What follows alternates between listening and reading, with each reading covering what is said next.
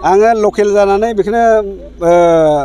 बुंनो सानो जोङो गोबाव दिननिफ्राय माखासे जों खामानिफोर मावदोंमोन एनजिअ अरन एनजिअ होननानै जोङो माखासे जोङो गभर्निं बडिल' जोङो बहुत खस्थ' मोनबोदों बहुत कमप्लिट जाबोदों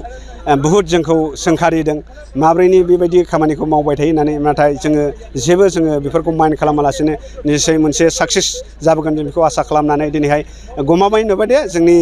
मान होनो गोनां आसामनि डक्टर हिमन्त बिश्व शर्मा सार आरो जोंनि नाजानायाव आरो जोंनि बिटिआरनि गभर्नमेन्ट प्रमद बर' सार सिएम आरो बिटिआरनि इएम मान होनो गोनां रनजित बसुमतारी गोबां आरो नन गभर्नमेन्ट अर्गेनाइजेसनफ्रा जोङो सहाय खालामनानै बे हाबाफारिखौ जाफुंहोनायनि थाखाय आं बयखौबो धन्यबाद होयो। नेशनेल पार्क फोसावनायनि उनाव माबायदि सोलायगोन होननानै सानदों नोंथाङा? सोलायनाया निश्चय सोलायगोन बेवहाय जोङो टुरिजमनि माखासे जोङो स्ट्राक्चार फैगोन कटेज फैगोन बहुत मानसिफ्रा दा जोङो बेयावहाय जोङो बेरायनो फैगोन जोङो बेखौ मोनसे जोङो एवारनेस जोङो डिक्लेयार होनाय लोगो लोगो जोङो मानसिफ्रा गुगोलाव माखासे गोबांफोर माबाफ्राव नायनानै फैखायो अलरेडि जोङो मोनसे बेबायदि प्रपार्टि सोरजिनानै लानो हानायनि थाखाय जोङो जोंनि बड'लेण्डनि थाखाय खौथि खौथि लाब गोनां होननानै आं सानो। नोंथांनि मिथिनायाव बे ओनसोलाव मा मा जिब जुनार दं? जिब जुनारा स्पेसियली जोंनि golden langur elephant huge wild life species आरो जोङो गोबां स्पिसिसफोर दङ